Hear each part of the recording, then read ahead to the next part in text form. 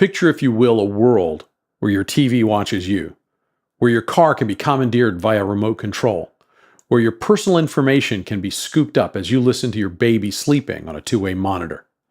Now, stop imagining, because this strange new world is already here. And if you're not careful, the everyday devices you rely on can completely betray the safety and security of yourself and your organization. Hello, I'm Russell Wooldridge, Director of Development for DRI. The alarming scenarios I just described are why we are so excited about today's webinar, the latest in DRI's presentations designed to stimulate thinking and discussion among resilience professionals. Today, we're talking about cybersecurity and the Internet of Things, and how you need to approach both to protect your organization's most valuable asset, its information. Today's speakers join us from Fidelity Investments. Melanie Sankaran, VP of Security Assets, has more than 18 years of experience in information security. Melanie leads all information security assessment functions along with vulnerability remediation and external defense countermeasures teams. She is a credentialed Certified Information Systems Security Professional, CISSP, Certified Information Security Manager, CISM, and a Certified Technical Trainer, CTT. Bobby Williams is the Director of IT Resiliency Planning and the recipient of the 2016 DRI International Honor Roll Award. Bobby has worked in the IT industry for 25 years in technical roles, vendor education, pre- and post-sales engineering, disaster recovery management, and business continuity management. He has BC and DR experience in programs for global financial companies, healthcare companies, and government power generation companies.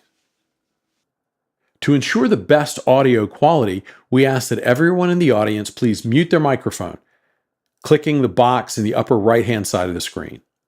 Following their remarks, we'll dive into a Q&A session with Bobby and Melanie, where they will answer some of the questions you submitted during the registration period. You can also post any additional questions you may have during the presentation in the question box on the lower right-hand side of the screen. Bobby and Melanie will answer those as well, and their responses will be available when the complete video is posted on our website. First, let's hear from Melanie. Can you start us off with an overview of the state of the Internet of Things and where it's headed? Thank you, Russell. And I want to thank everybody for attending this webinar today. I'm very excited to be here. There's lots of definitions that are floating around about what an Internet of Things or IoT device is. I think basically it can be broken down between consumer devices like cameras, wearables, smart homes, baby monitors, to industrial devices like SCADA systems and things that actually are part of critical infrastructure, and your traditional IT device. So the Internet of Things is really all about different types of things that are connected to the Internet. And as probably many of you know, it's becoming an over $1 trillion industry that people are looking to by the time it's 2020. And when it was just 2014, it was already a $655.8 billion industry. And that was just from 2014. There's a lot of challenges that we're going to be talking about today as it pertains to Internet of Things and the different types of devices that are connected. And a lot of it has to do is because there's really not any segmentation on the internet. So you may have critical infrastructure as well as home devices, as well as normal IT devices, and within your businesses, things that you may not even know have connections to the internet or to your corporate network, like HVAC systems or consoles to security systems that are also connected on your business network. It's not segmented. And so therefore, because of that, there's been a lot of interesting attacks that have taken place that have been able to be very effective because they're really not distinguished between devices. So one thing that can be a differentiator between IoT devices is that IoT devices typically, when we're talking about more on the consumer side, are less powerful and they're limited in terms of what they really do. So different from like a server or a workstation on the network, IoT devices are really a lot less powerful. and they're not protected like a system that would be, say, in a data center. And so being able to protect them and have the right security controls around them can make things very difficult for a security practitioner or for a business. One other thing that's interesting as it relates to challenges of institutions and businesses is, I'm going to pick on the financials for a second. A lot of financial organizations grow by acquisition. And traditionally, when you have an acquisition, you're acquiring all of the assets and everything that's on a network that we would know about. And sometimes when you go through an acquisition, it can take years for the networks to be fully merged or for systems to be completely normalized across a network. And so it becomes a lot more complex for very large organizations that have grown through acquisition that may not be fully normalized, and the types of devices and things that are connected to the acquiring host or the acquiring company, as well as the acquired company, and knowing exactly what's on those networks and being able to understand any uncommon ports that are listening or any IoT devices, let alone traditional IT devices that are on the network. So pretty big challenge as we're talking about a business perspective. Gartner estimates that 1.6 billion business connected devices are going to reach 8 billion by 2020. The other thing that's interesting is awareness on IoT devices. I think traditionally, from an IT professional perspective or an IT security perspective, IoT is a buzzword that a lot of people know about. If you talk to other business professionals that aren't in IT, they may not even know what an IoT device is. They may not even know that their camera that they just bought, that they can upload their pictures to the cloud on, actually has an IP address and is connected to a network. So the awareness around IoT from a non-technical perspective or a non-technical audience is also something of a challenge that we really need to work hard to make sure that we get more awareness around. Some of the interesting threats as it relates to IoT devices are denial of service attacks. So a lot of IoT devices can be taken control of by different hardware issues or software issues, and botnets can be built from them. So a lot of the denial of service attacks that we've seen actually are coming from IoT devices. And you're taking combined bandwidth of all of these different types of things that are connected to the internet and being able to take down some pretty significant organizations or even traditional DNS servers that lots of organizations use for their DNS, like Twitter or Amazon, for example. And the thing that's interesting also about botnets and malware is, again, it can take advantage of any type of system. So traditionally in the IT security space, we are focused on IT systems and securing IT systems. But as it relates to IoT devices, we're talking about things. So not only critical infrastructure, but also automobile safety systems, building environment control systems. A lot of these botnets use standard ports like Telnet on port 23 or 5358, or other non-standard ports like 7547 or port 555 that you may not necessarily in your organizations be monitoring or logging because it's a non-standard port. And that's where a lot of the issue comes in when we talk about denial of service attacks and how IoT devices play a big role. Now, this next slide on IoT botnet examples is a fun slide, and it's going to be a fun discussion, I think, for us to go through. I'm going to talk through several of the botnet examples, not all of them, but some of them that have played a pretty interesting role within the last year and then yet again more recently in 6 months. First one, I'm going to talk about the Merari botnet. The Merari botnet is something that's real interesting. It first came out in August of 2016. It was then the largest and most disruptive DDoS attack that affected over 100,000 devices. It actually targeted Dyn DNS, which was used by Twitter, GitHub, Amazon, so some real large organizations. And basically what it did was it was a brute force attack, and it was able to take down Dyn DNS. And so what was interesting about this is after the attack had happened, the software was released on the internet in different hack forums, and the author admitted that he had gotten his money, and so then he released it out into the wild. the thing that's also interesting is Mirari is completely automated. So it's kind of like script kiddie stuff. Anybody that has Mirari can kind of point and click, and it will automatically go and search the internet for infected or vulnerable devices that have yet to be infected, gain control of them, and use them for targeted attacks. This was also seen in May of this year, 2017, where attackers were using Mirari in an attempt to DDoS a lot of the WannaCry sinkholes and the kill switch there.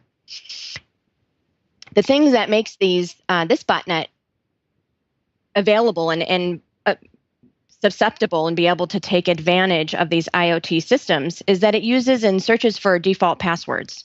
So a lot of IoT devices have embedded and hard-coded default passwords.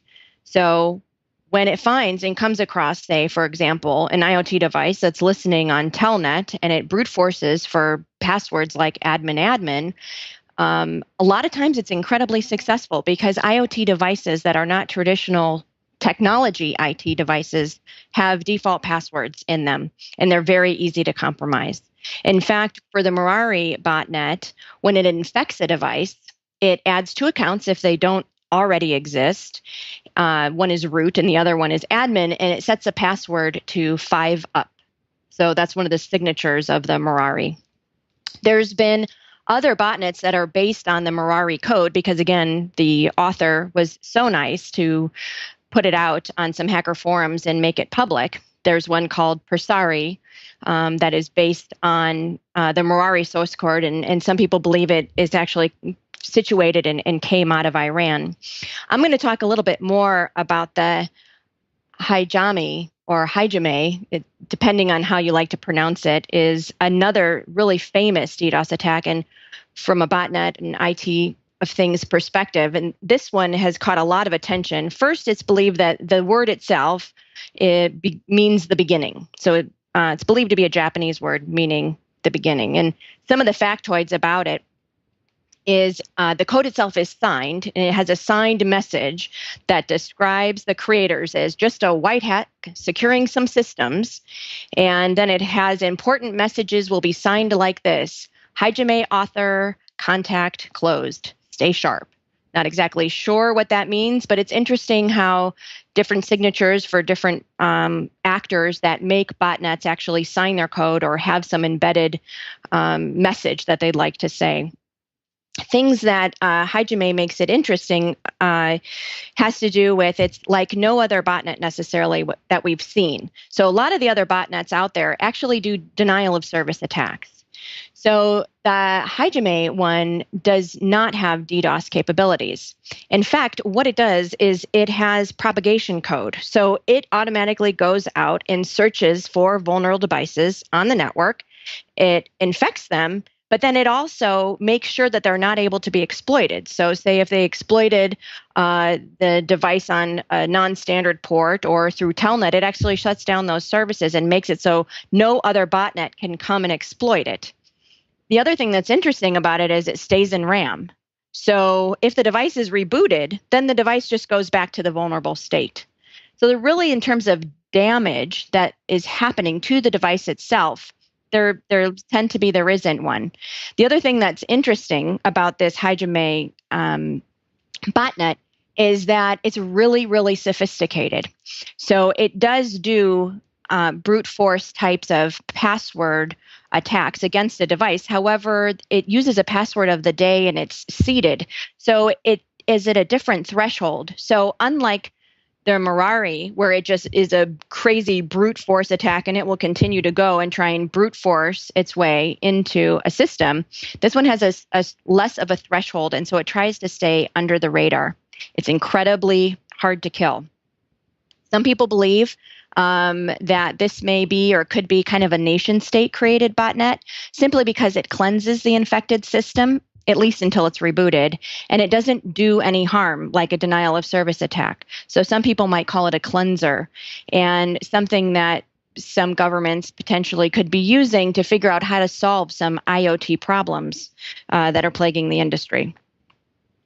Another thing is, one of my colleagues is probably one of the best reverse engineers that I know of malware and botnets. And when I was talking with him the other day, he was saying that a lot of these botnets will infect the machine, they patch it, and after they have infected it. So when somebody comes as a security person and they're scanning the network to try and identify vulnerable machines, that machine's already been patched. However, it's already been infected. And so that makes it even harder for security people to identify true infected and vulnerable machines. So the threat actors out there are only getting more and more sophisticated in hiding and infecting different types of devices. There's some real common security issues for what plagues IoT devices. The ones we've kind of talked about already are default settings. So usernames and passwords on them are very easy to compromise because they're default. And so therefore, they're a huge target, and it's being very, very successful. And this is really nothing new from a security perspective. IT professionals and security professionals for the past, 20, 30 years have been chasing down and trying to change those default credentials on a router, on switches, on firewalls, on, operating systems. And here we have other technologies that are coming onto the market that have the exact same issue of hard-coded default passwords, which are very, very easy to find.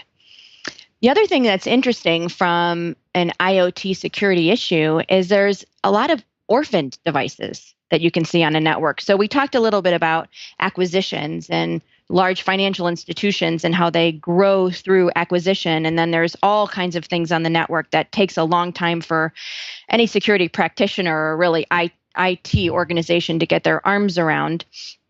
This is true of even smaller organizations, but there may be systems or devices that are left on the network that are completely forgotten about. So if you take a think of like how many Windows 2000 systems do you have, or Windows 2003 servers that are having a serious, purpose, a business purpose, and cannot upgrade that system yet, think about that old printer that's sitting in a closet somewhere. Now think about, potentially some other IoT device that somebody was messing around with that was on the network and completely forgotten about.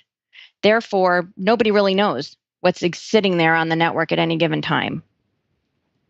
Another challenge that we've seen is, just from a vendor perspective, vendors are incentivized by getting their products out there and consumed in the marketplace.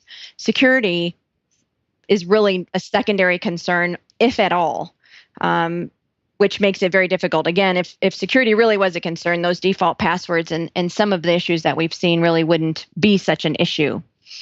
There's another element of data privacy and protection. Some of the IoT devices, like wearables or any device, when you interact with it, may be going out to the internet, querying different servers or querying different applications via APIs and bring back the information. And when you're querying information and sending information to external systems, there is a question of who actually owns that data. So if it's personal data that is being queried to be answered by one of these IoT devices, for example, who owns that data anymore? And then who's responsible and liable to protect it? There's a couple of examples from a consumer perspective. The Hello Barbie doll was a good one, where it had a bunch of security issues where you could actually, when you set up one of them was when you connected your Barbie to your smartphone, to a smart device, you had to, connect it to a Wi-Fi network that typically was called Barbie. But then you take your connected mobile device and you walk around, and there was some rogue Barbie Wi-Fi malicious networks that were that mobile devices automatically trusted and connected to because it had Barbie in the name. So this was something that Mattel came up with Toy Talk, with this Hello Barbie example, and Toy Talk thankfully has already gone and resolved the issue. The thing is, how many other companies are really taking responsibility for fixing these issues? And oftentimes it can be very easy to fix it on the server side if they actually do. But what about the customer? What about the end customer that has to update the firmware or the software on their device? And how many parents do you know that are security savvy that update the firmware on some of their kids' toys or even their own digital cameras? So There's a Chinese camera manufacturer that claimed that they were going to recall some of their devices because some of the things were actually embedded into the device that needed to recall and have it taken out, because one of these Chinese camera manufacturers, their camera was used in some of these very large attacks. These examples of what companies have done from a security perspective and a responsibility perspective are not the norm. They're definitely the exception. So let's talk about what you can do from a protection perspective. How can we protect our organizations? What are the types of things that are going to help us, at least from an organization, protect our data, protect our networks? And there's lots of different tips that I'm able to share with you today. One is being able to track and manage your devices. It sounds, like a non-starter or something that is absolutely, of course, but being able to roll out and have a good asset inventory where you're tracking and managing systems is definitely recommended. So we can identify them and go and do a sweep and say, okay, here's all our IoT devices, and these are the ones that are separate from our normal traditional IT devices. But how often is that list refreshed? And how quickly are we able to identify one of these devices should it come on the corporate network? And that becomes real difficult from a security perspective. So say, somebody brings in their connected frame that has all their family pictures into the organization that also goes out and talks to whatever system so it can get refreshed and updated pictures from the cloud. A lot of IoT devices, they're IP enabled. So they're on the network alongside a desktop, a server, et cetera. And so if one of those devices were going to be involved in a denial of service, to be one of the actors in a distributed denial of service attack, it will be sometimes difficult to be able to understand exactly what that asset is or where it is, especially if you don't have good monitoring in place or even network segmentation. So it's challenging. So it's real important to understand as best you can and in an ongoing fashion what is on your network. There's a couple of really cool websites out there too, that the Shodan website, and there's another one called census.io. Those are sites that you can use. You throw in your company's IP networks and it'll tell you if what you have listening or what's available on the outside.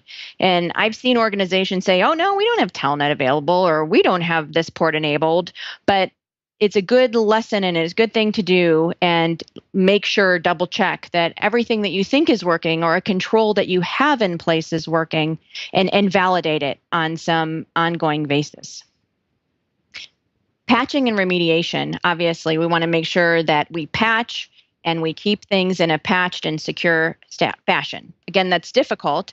Some things are too old to be patched, depending on what the purpose is on the network. And you may need to make the business decision that you're just going to have to turn that device off, or you're just going to have to figure out how to use a different device, something that is able to be patched in place of that one system that you can't patch anymore. So ongoing testing, making sure that you're testing and evaluating the hardware and the software of the devices, if you can, that are on your network, to be able to understand what it's actually doing. Also, reverse engineering some of these devices, vulnerabilities can help someone really learn what's going on with a device. What is this device actually doing in the background? If you've got anyone that can do that kind of reverse engineering within your organization, this could be a really good exercise for them. Another thing to consider is relying on up-to-date encryption protocols. We talked about data moving in and out of networks, especially as it relates to IoT devices. We want to make sure that we understand that they're using the strongest encryption available, and that nobody's going to be able to do things like man-in-the-middle attacks against them because the data over the network was in clear text, for example. Want to absolutely make sure to change those default passwords and change them to a strong password. Interestingly enough, you want to make sure that you're looking at the data and you know the data that is being used, that the IoT device is using and interacting with. There is definitely some devices that we may not necessarily know is, say, sending out PII or personally identifiable information, or information from an organization perspective you wouldn't want going outside your network up into a cloud service somewhere and not sure how that data up in the cloud is being protected. So understanding and looking at the data and what is being sent in and out of the network is important, even if it's encrypted. Always good to know, what is this device actually doing? You want to make sure that you have understanding of if there's multiple users, multiple services that are being used or being connected to the device. So you want to make sure you move the device level control to identity level control. So if you can authenticate to the device, perfect. If you've got authentication controls to your IoT device, that will help ensure that the device is only used, one, for business purposes or what it's intended to do, and only by the people who are authorized to use it. Another thing, again, is to understand what ports and services. So maybe we say, oh, yeah, it talks on port 23. Lots of IoT devices have non-standard high ports that are also available, and we should make sure that we understand all of them and figure out, if we can't shut them off from a device perspective, how do we provide some level of network segmentation or protection around the device if it actually is required to figure out how to be able to keep it securely on the network. Interestingly enough, there's some single points of failure. So if everybody's relying on a certain device to provide a function, or they're relying on a third party, understanding if there's any critical business functions that are being utilized through this IoT device, it's very important, especially, God forbid, there's a DDoS attack on the infrastructure and your device is actually the one or part of the denial of service attack. Another thing, too, is if you're using a vendor that maybe hasn't diversified their portfolio, and understanding how their vendors are using information, or if your vendors that you're connected with have IoT devices. And you want to make sure you're monitoring your network traffic. So again, it goes to understanding what data is leaving your network, what types of packets are being traversed across the network, understanding if there's any outbound scanning from internal your network, anything that is happening from the actual device. Not only do you monitor your normal traditional IT network, but you want to make sure that you also include other avenues to make sure that you're identifying any other types of traffic that's happening, to know where your data is going and know what a device is doing on your network. Lastly, we'll talk about some additional steps, and these are some things that are kind of creative. One, if you're using a manufacturer, then how about during the negotiation price, pressuring them to say, you know what, we're not going to continue our long-term contract, or we're not going to renew our contract until these vulnerabilities or until these issues are resolved. Until you have changed your default passwords, we are not going to get into a longer-term contract with you. I have heard there's been a lot of success in, especially for very large contracts, which from a corporate perspective, we tend to get into. That can be pretty powerful. Another thing that can be interesting is look for technologies that can help determine what should and should not be on your network. So using 802.1, for example, or MAB, which is MAC address bypass, to authenticate a device. Again, we're talking about making sure that we understand the devices on our network and making sure that we can understand who is using them. So if we can use NAC-like protocols, for example, from a MAB type system, then we can know that we're not going to allow, or we will allow specifically, those devices on the network. Another thing that we kind of talked a little bit about is network segmentation, maybe giving these types of devices VLAN assignment. So they're segregated from the rest of your traditional IT network, not only from a security perspective, but also, helping keep the network organized and, in air quotes, clean. Understanding if there's any, again, single points of failure or what their dependencies may be. That's definitely important. One thing that I've not seen organizations necessarily think a lot about is an incident response plan or a hard card. What do you do if one of your devices has gone rogue, for example, or is part of a distributed denial of service attack? Do you have, from an organization perspective, a play on who and what is going to respond and how they're going to respond? Is it any different from what a traditional attack or a traditional issue on the network would be? Do you know who the right people are? Have you thought about, IoT devices along with our traditional incident response plans? That's something that I think that has not been widely adopted from my experience.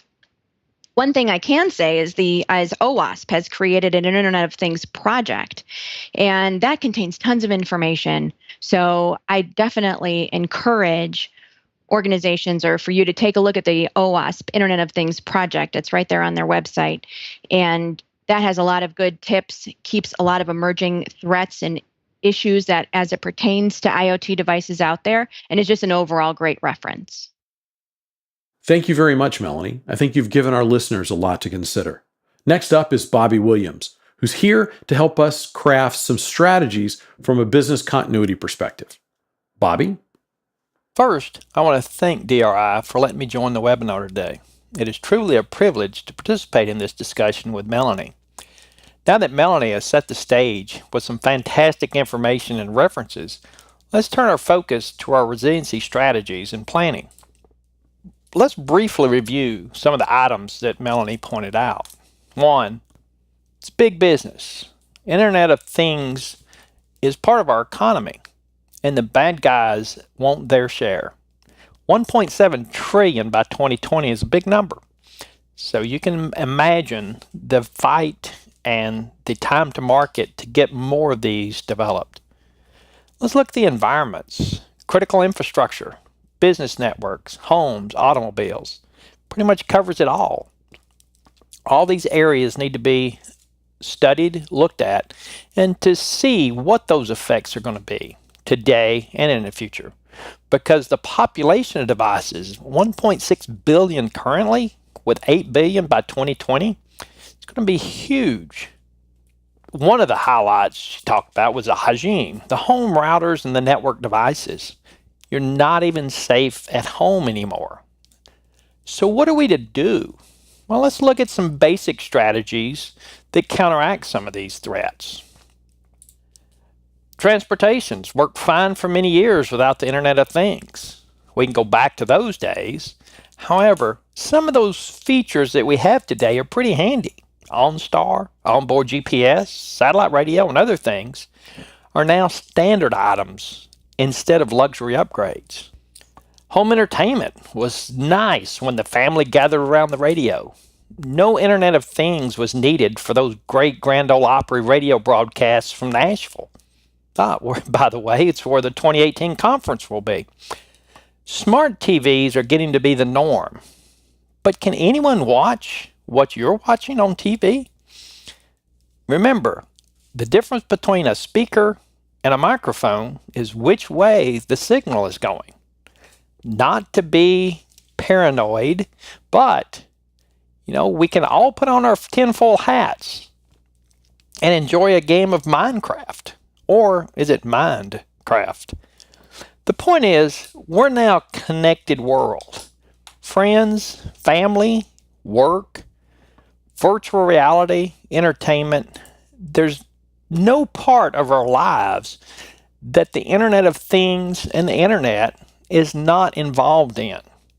We, as a society, have to learn how to counteract and protect ourselves with still going on our normal day-to-day lives. We take advantage of technology, but we don't forget that technology can take advantage of us. Know what is on your network.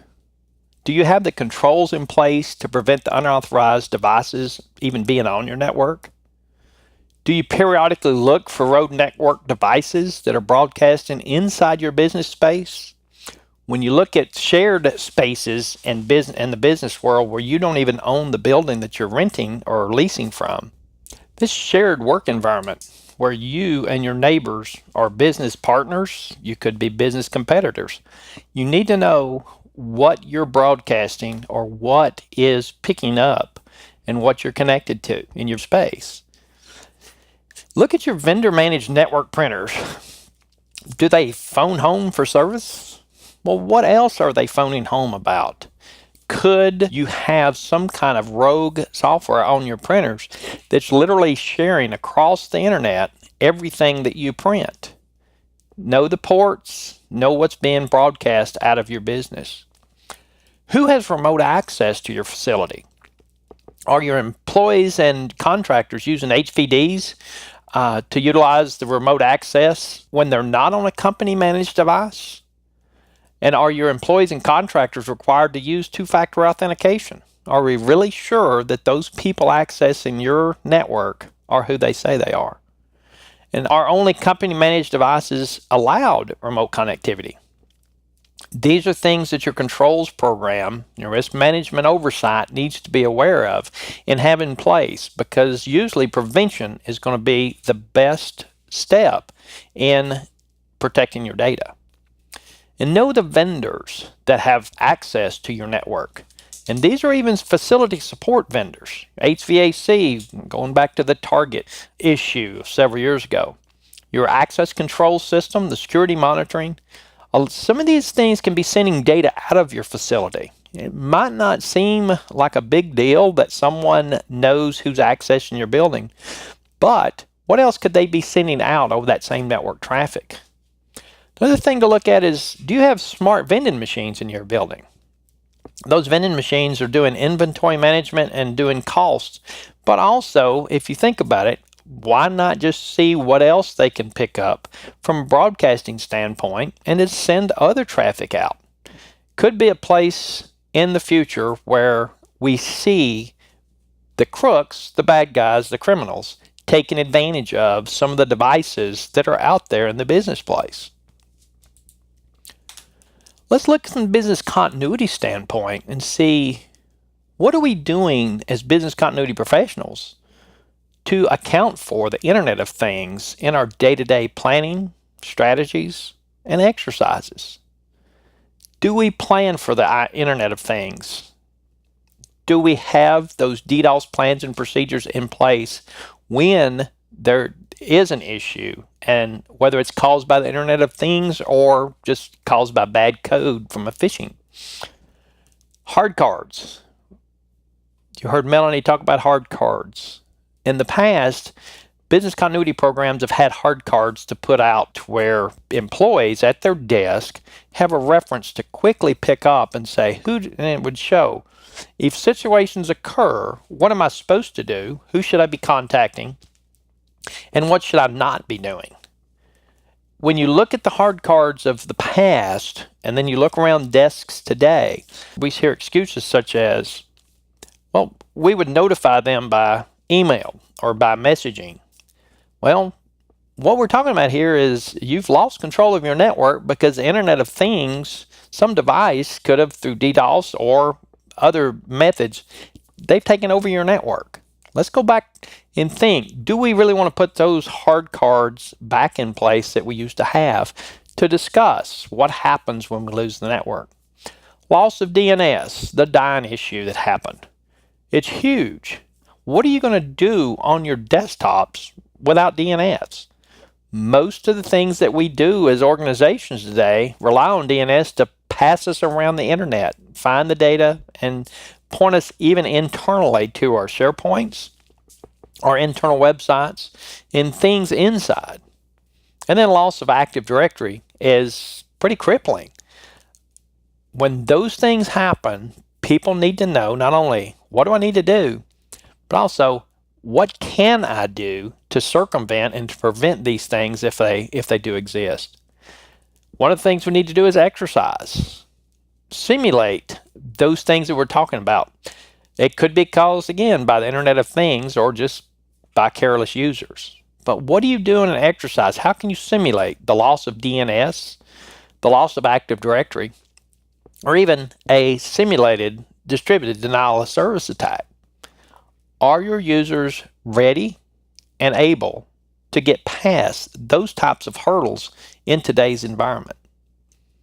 The next bullet is probably the hardest part of a business continuity program, and that is knowing what your supply chain partners are doing in these same respects.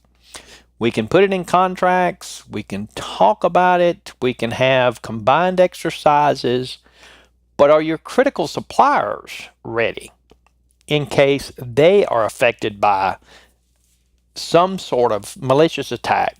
There again, whether it's from the Internet of Things or just from loss of Active Directory, loss of DNS, or a DDoS attack. As you exercise and communicate with your supply chain partners, be open with them and expect that openness back from your suppliers. Only through those relationships, and that's why it's listed as supply chain partners. They're not the bad guys yet, but they need to be in lockstep with you on what your expectations are of them and what they can expect from you. Because most of us in today's business world, we're someone's supplier.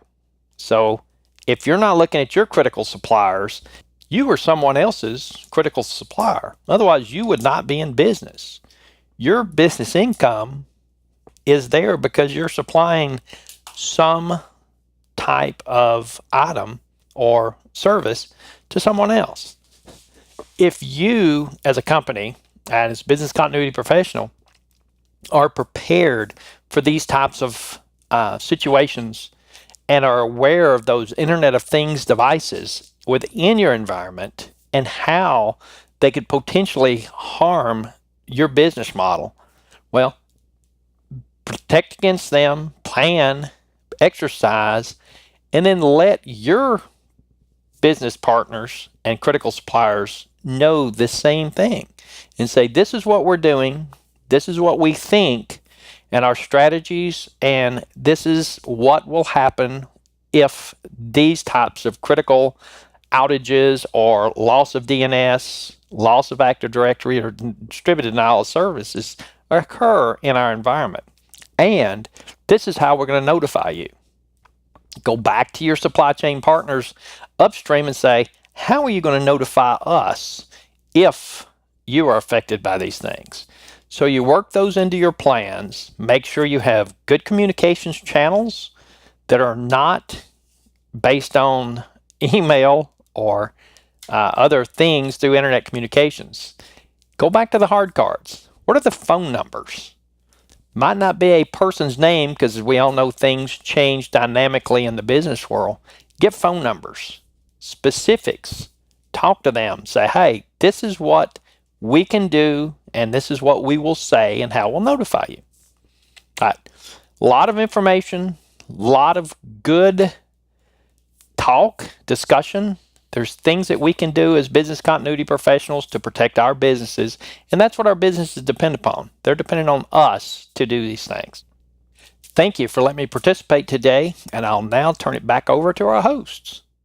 Thanks, Bobby, and congratulations again on the DRI Honor Roll Award. Now, before we get to our Q&A, I'd like to take a quick moment to tell our listeners about DRI's ITDR Planning Workshop.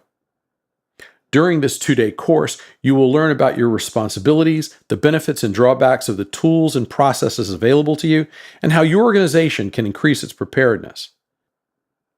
If you have an interest in your responsibilities when it comes to ITDR, or it's been a while since you were last certified, this is the perfect opportunity for you to get to the top of the latest developments. The knowledge you will gain will put you at the head of the pack professionally and make you a valuable asset to your organization. You can learn more about the course at drii.org. Now, let's move on to questions and answers. These questions were provided by our attendees during the registration period. You can also submit questions now via GoToWebinar, and we'll include Bobby and Melanie's responses in the expanded edition of this presentation, which will be available on YouTube and our website. For those organizations that allow their employees to work remotely, whether it's from home or grandma's house or the coffee shop or the local pizzeria, how can organizations safeguard their systems and prepare their employees for the current cyber threat landscape?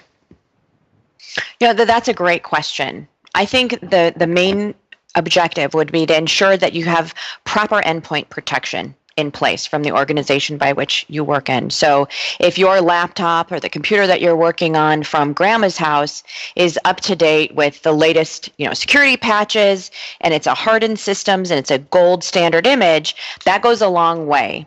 Another thing that I would recommend is, from a VPN perspective, some organizations, through a VPN have a secure tunnel and a secure transport between two devices, and so no other systems on the network, so for example the network at grandma's house, are able to do split tunneling or to get access to a corporate machine to then filter through or infiltrate into a corporate environment.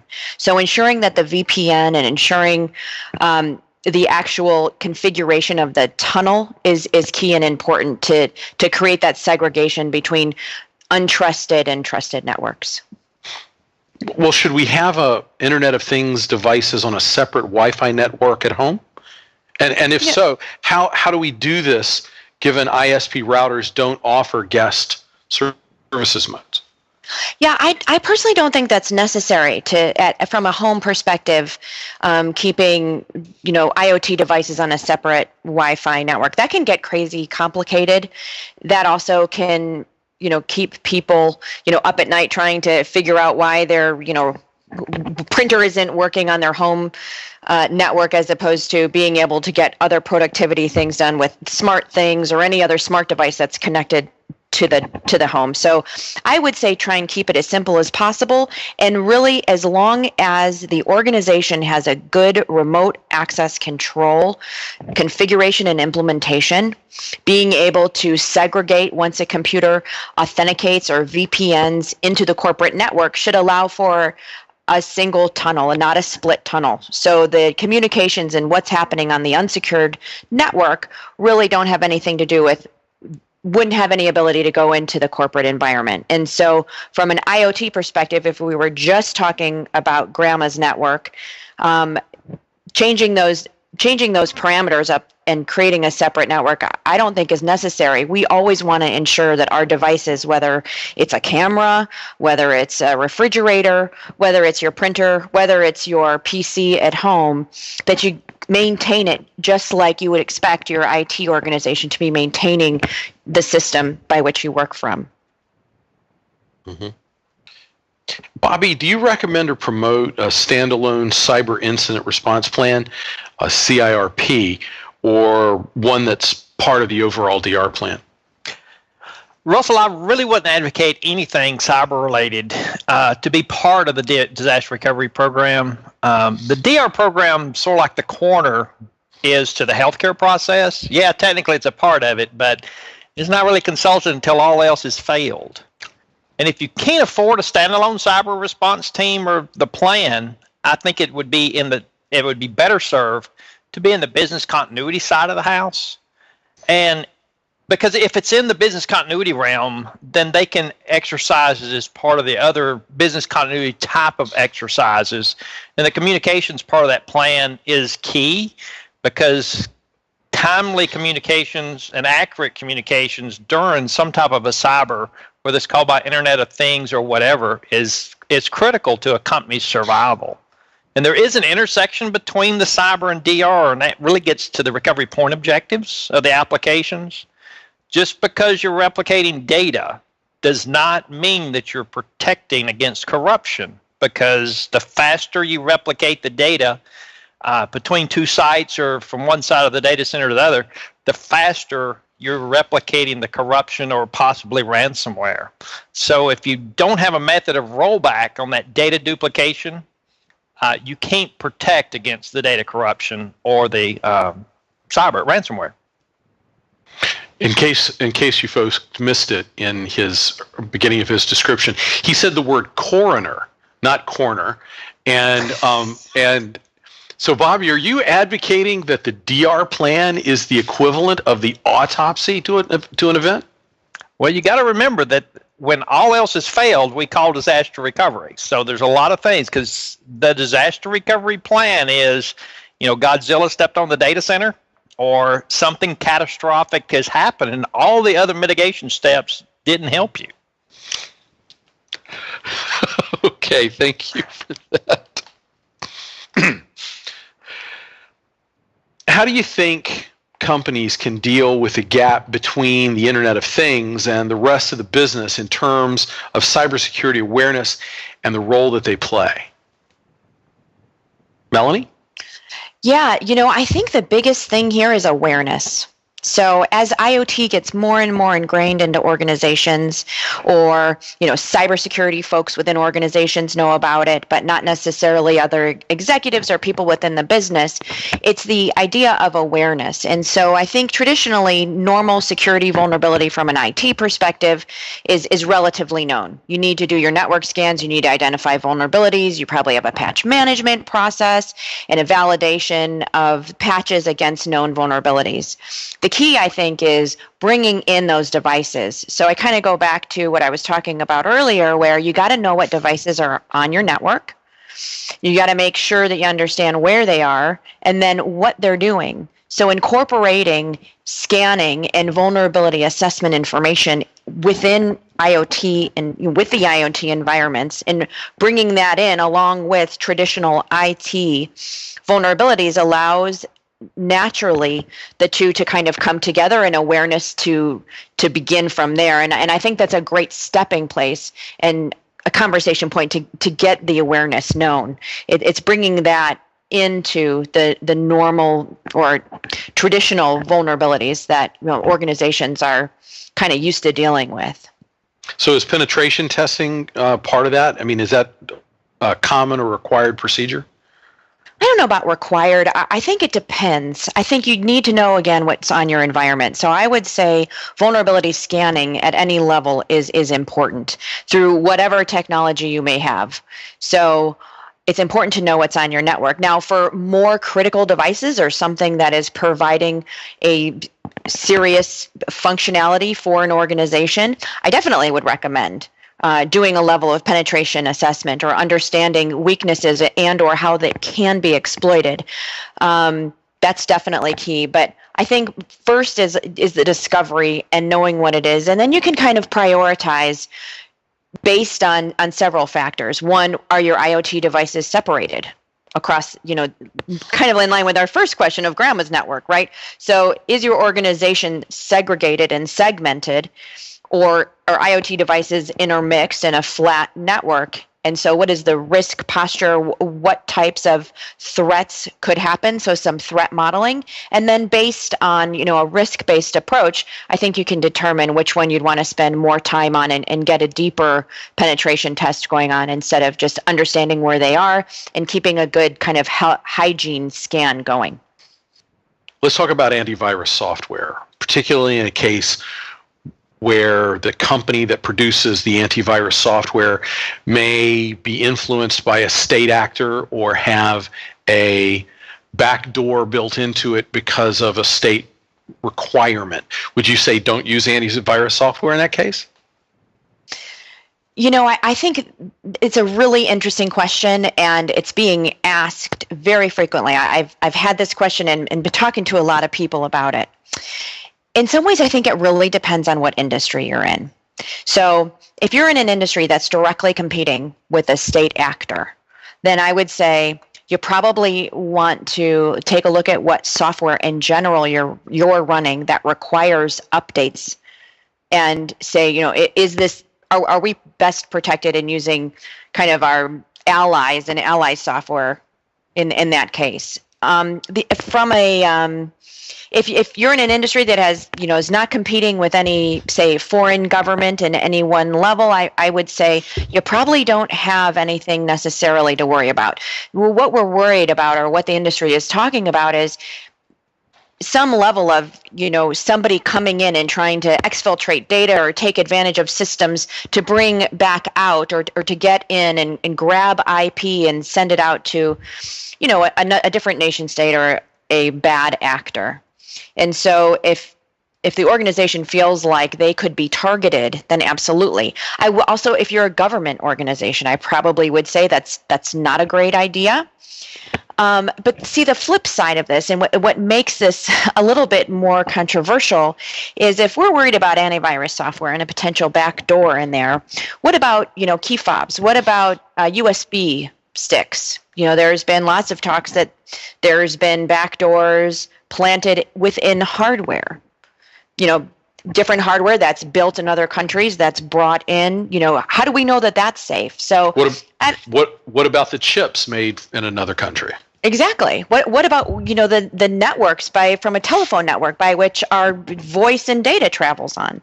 So it's kind of like once you start asking the question about antivirus, I guess in some ways I just don't feel like it's fair to pick on antivirus, because so much of what is produced and supported from an IT hardware, software, infrastructure perspective is built in other countries or supported by even developers or other people within other countries. So for example, if I'm a U.S. software organization, there's a high probability that I have people that are offshore that are developing as part of my application.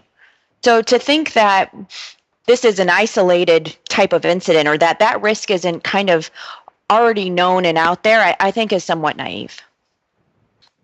Kind of along this line, let's talk about hospitals, medical devices, telemetry, and so forth. Let's talk about planning for and preventing cyber attacks on hospital equipment other than computers.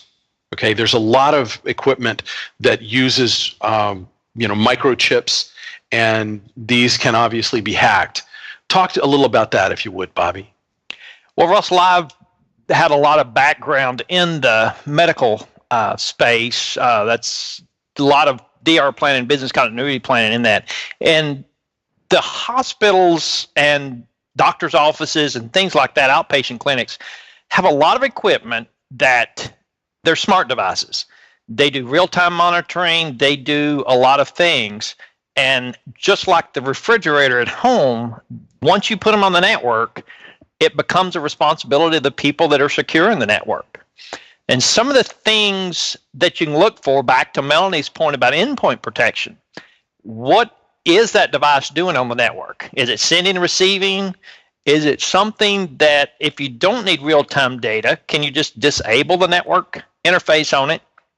Or maybe set the ports to where it only sends data and someone can't transmit something to the device. So you can look at the manufacturer and look at what the device does to see it's device specific, so to say. And what do you do? What are you expecting from it? What are you sending to it? And then how can you secure it from that standpoint? One of the things that I would advocate is that you have controls on these IoT medical devices before you purchase them. So if you've got a control program in the hospital, clinic, outpatient facility, you have your controls in place and make sure that those devices that you're contracting out to or planning to buy, that they meet the controls prior to purchasing the device. And if they don't, tell the manufacturer, we can't put these on our network due to this, and make them fix it before you do that. Sometimes in the medical industry, there's not a lot of choices, but make the manufacturers meet your specifications before you put it on the network. Securing your core infrastructure is easier than securing your personnel. Can you give us some tips or tricks on how to get end users to understand the basic principles of cybersecurity? Yeah, this is something that organizations just in general, I think, have struggled with. Oftentimes in organization, you have to, go and take this training that's an hour long.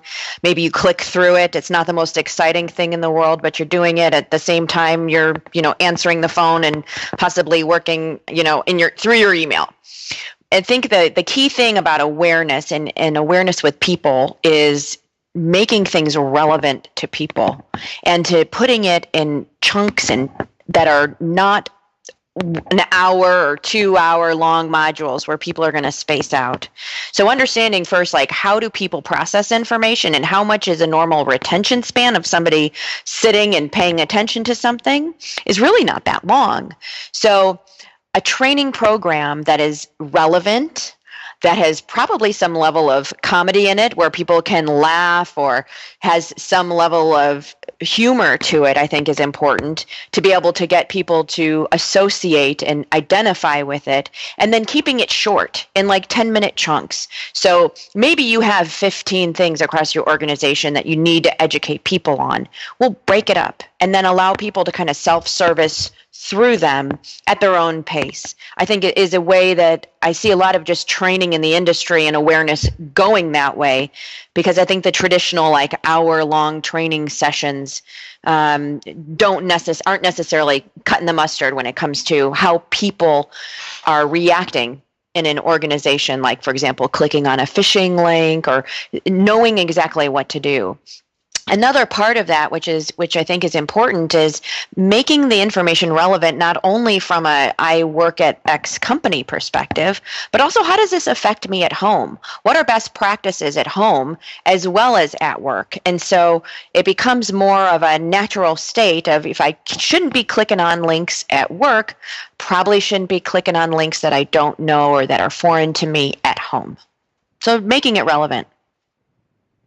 What about the case of a popular phishing attack where you're scrolling down through your email and you see the name of your wife or your daughter or your child, and it has an innocuous title to it? How do you mitigate that? Well, I think that's through that's training, right? And having a good response where, see something, say something, how some of those lingos, or security is everybody's responsibility. So if you had good training that says, if you see an email that it has, some innocuous something in it, that the person knows what to do. Do they pick up and are they supposed to call the help desk? Are they supposed to call the info security line? Are they supposed to? So if people know what they're supposed to do, and it's not 15 steps and you have to click through 15 things, or you have to call and a call tree through that's going to take me 20 minutes, then I think that can be effective or more effective and help kind of make human behavior in a way that we're trying to educate, normal users in a company around the network. So for our last question, I want to get both of your opinions. Bobby, this is number one on the professional practices hit parade. What is the best way to get executive management to understand risk versus mitigation?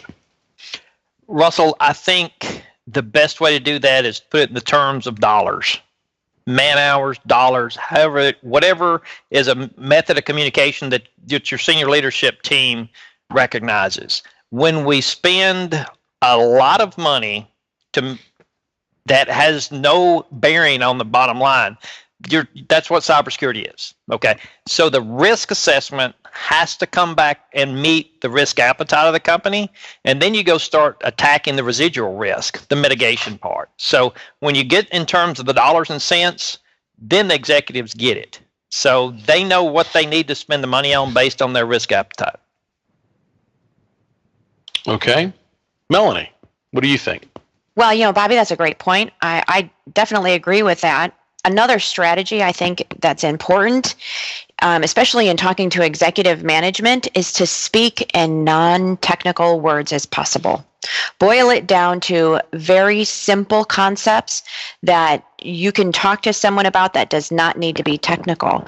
Oftentimes I see very technical people trying to educate executive management on something, and they're not necessarily paying attention to the part that this executive may not be understanding from a technical perspective what this person is saying. And so that cannot elicit kind of the response and the call to action that we're trying to do when it comes to explaining risk and possible mitigating controls or procedures. So I would say speak very, very clearly and as non-technical as possible, and then be able to talk about, okay, like, what does that mean to me? So here is the risk. Now, what does that really mean in terms of the risk applied to this organization? So making that relevant to the business is also very important. You can't say, oh my gosh, there's this vulnerability out there that, is for this XYZ system, and I'm telling you about it. Executive management is like, okay, do we have any of those in our environment? Like, what does that mean to me? So when having that information and being able to say, okay, we have X amount of these in the environment, here's where they are, here's mitigating controls or what we can do to prevent, mitigate, remediate this risk, I think is very important. But getting rid of that technical jargon is needed, because it's really a lot of noise and our message can get lost. So one final question. Turns out that there's another final question, and that is, what will the two of you be doing next February? I'll be in Nashville, Tennessee at the DRI conference 2018. We look forward to seeing you there. Thanks again to our speakers. The Internet of Things is a fascinating and occasionally alarming subject, and it will be interesting to see how it evolves and how our professionals evolve alongside it.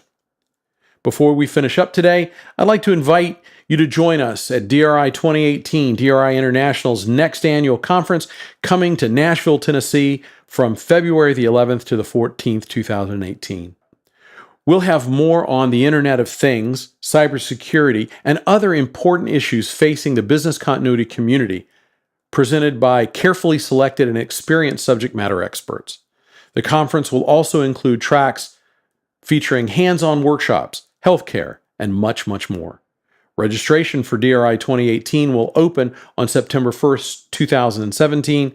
For more information, visit driconference.org. If you still have questions that we didn't cover, give us a call at 866-542-3744. A recording of this and all our other webinars is posted on MyDRI. I'm Russell Wooldridge, and this webinar has been a production of DRI International 2017, all rights reserved. Thank you for your attention.